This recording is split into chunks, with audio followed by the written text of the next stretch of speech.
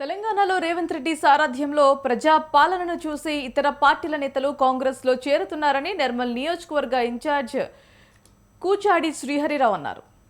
సోన్ మండలం న్యూ బొప్పారం గ్రామానికి చెందిన బీజేపీ నాయకులు సురేష్ ఆధ్వర్యంలో 100 మంది యువకులు ఆ పార్టీకి రాజీనామా చేసి కాంగ్రెస్లో చేరారు. వారికి పార్టీ కండువలు కప్పి సాదరంగా ఆహ్వానించారు. కాంగ్రెస్ ప్రభుత్వం రాష్ట్రంలో చేస్తున్న అభివృద్ధి పనులు, ప్రజా సమస్యలను పరిష్కరించే విధానాన్ని చూసి కాంగ్రెస్లో చేరుతున్నారని తెలిపారు.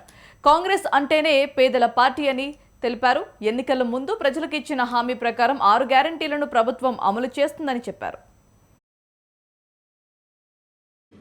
గ్రామ పంచాయతీల సర్పంచులకు, ఉప సర్పంచులకు మరి శుక్రవారం 26వ తారీఖు మధ్యాహ్నం 1 గంటకు రెడ్డి ఫంక్షన్ హాల్లో గౌరవనీయులు జూపల్లి కృష్ణారావు గారు, జిల్లా ఇన్ఛార్జ్ శాఖ మంత్రివర్యులు, గౌరవనీయులు పొద్దుటూరు సురేషన్ రెడ్డి గారు, రాష్ట్ర ప్రభుత్వ ముఖ్య సలహాదారు గారు, వారి నాయకత్వంలో మరి గెలుపొందినటువంటి సర్పంచులకు, ఉప సర్పంచులకు పెద్ద ఎత్తున సన్మాన కార్యక్రమం రెడ్డి ఫంక్షన్ హాల్లో నిర్వహించబడును. కావున సకాలంలో సర్పంచులు, ఉప సర్పంచులు అందరూ తమ అనుచర వర్గంతో హాజరు కావాల్సిందిగా అందరికీ విజ్ఞప్తి చేస్తూ ఉన్నాను.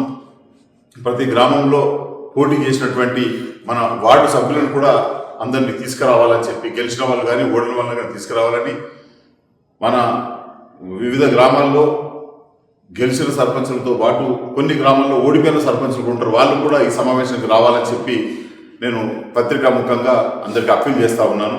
ఈ కార్యక్రమాన్ని దిగ్విజయం చేయవలసిందిగా అందరికీ నేను మనవి చేస్తాను.